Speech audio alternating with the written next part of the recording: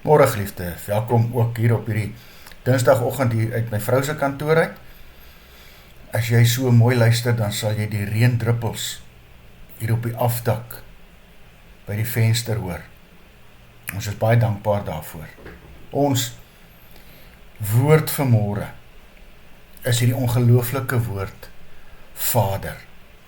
Dink so 'n oomblik terug aan jou grootword dae. As seun, miskien dogter ook, was jou pa dalk jou held. Hy het al jou sportbyeenkomste bygewoon. Hy het baie kilos agter sy kinders se sport aangery. By hom het jy veilig gevoel.